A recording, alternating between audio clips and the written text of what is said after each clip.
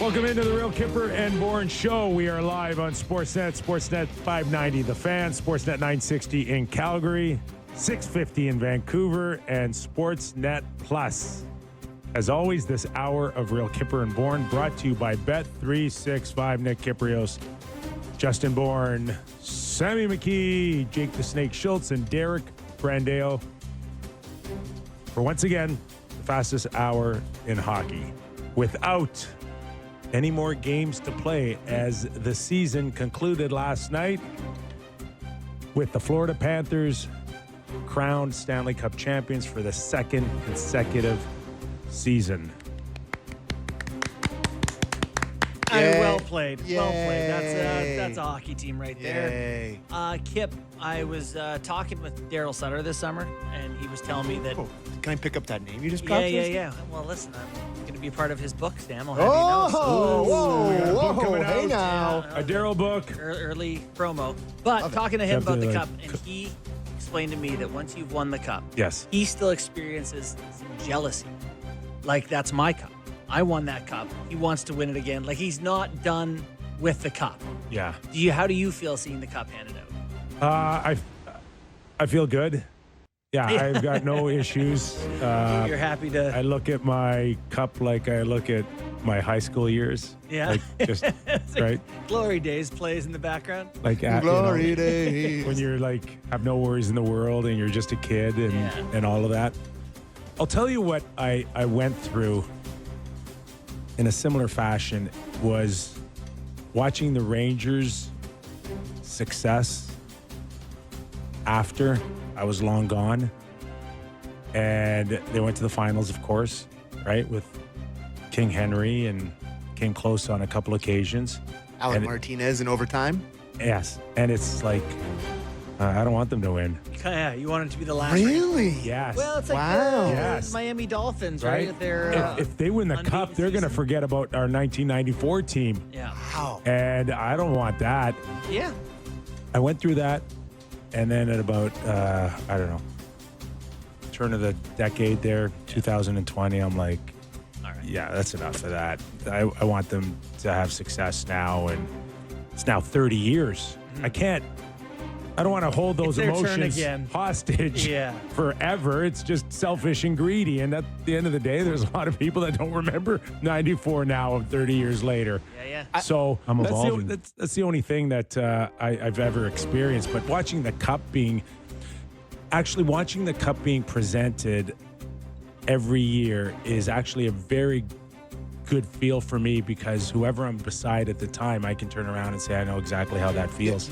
That's what I was just going to say. Like, we are sitting with a guy in the room that experienced what all those guys experienced last night, where it takes my breath away when they bring it out every time. Like, every time it's like, here it is. Yeah, it's like, it's special. oh my God, look Yeah. at that thing. Like, it is out of this world. And I can only imagine the emotions if my Yeah. beloved Maple Leafs ever did it. So- But just even when the Panthers, who I hate hoisting it, I'm like, oh, look at them.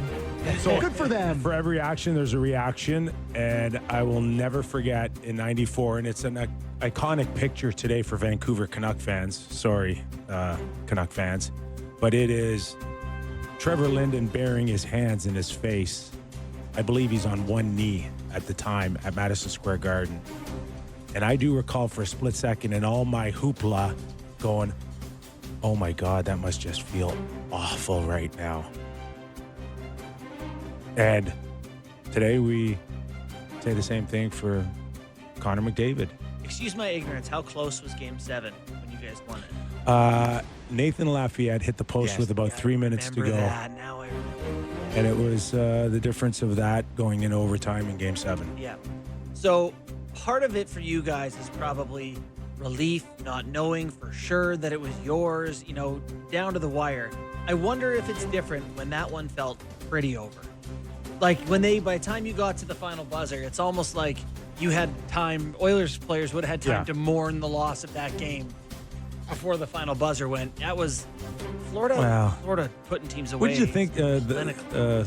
They pulled the goalie with, 6.5 I minutes to thought it go? was way too early. way Yeah, too early. me too. You got McDavid and Draisaitl. Me too. Let them get to at least 5, see if they can get one. Start thinking Draw about a it. penalty, for God's Yeah. sakes. Get a power play it's goal way to too early. 3-1. And I'm an early goalie pull guy. I like early goalie I didn't pulls. mind it, but I was Florida's gonna I was get them. shocked when I saw Sam Bennett fire one in, and I looked up and it was like 6.5 minutes. Yeah, that's weird.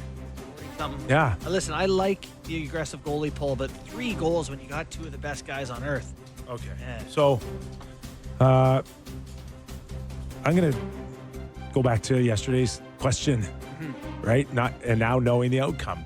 What is a bigger story right now? What do you feel like talking about the Florida Panthers and how great they are, or do we talk about Edmonton Oilers and how disappointing this thing is? Like, I mean, we're in Canada. At the end of the day, okay, Florida, you're great, blah blah blah blah blah. But we live in Canada. No, but Kip's right. We live in Canada. That's the Bleeds story. leads, baby. Well, the story's Edmonton. But I feel like we owe Florida this, like, oh, and they, what a forecheck, and Bob's so solid, Whoa, and Reinhardt what a clutch, third and- line. Listen, everyone knows now. We're 3 years into them doing this.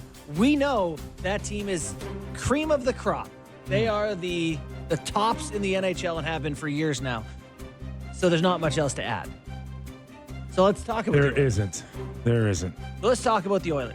Anything last night change anything for you about how we talked about them, how you felt about them? Yes. Okay. Yes. Absolutely. Yeah, absolutely. Really? What? What for you, Sam? What did Well, change? I know, like, I don't want to drive this into Leafland here, but I could tell you that if we came in here after 2 games where the Oilers had an unbelievable comeback in Game 4 to even up the series, and everybody felt like, oh my God, that's the turning point of the series. It's going back to Edmonton. They're going to win this cup. And they go back there, and I know Florida's good, and I know they rolled them, but, like, they laid an egg there.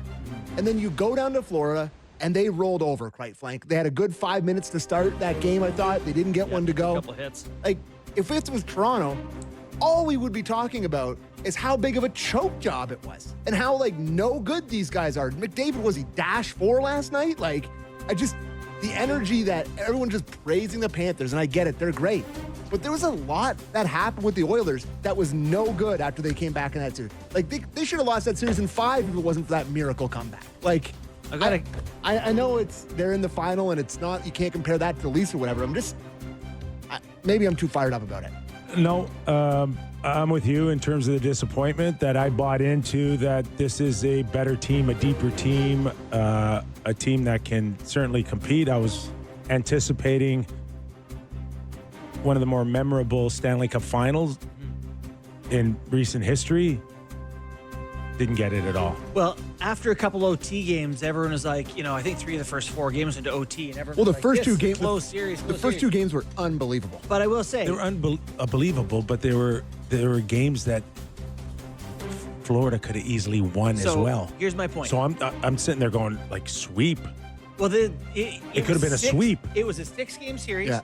3 of the first 4 in overtime, which both sounds close. Edmonton had the lead in the series for 8% of the series. 8%. Florida set the NHL record, leading for 255 minutes, which was over 61% of the series. They were in control of every game at some point. This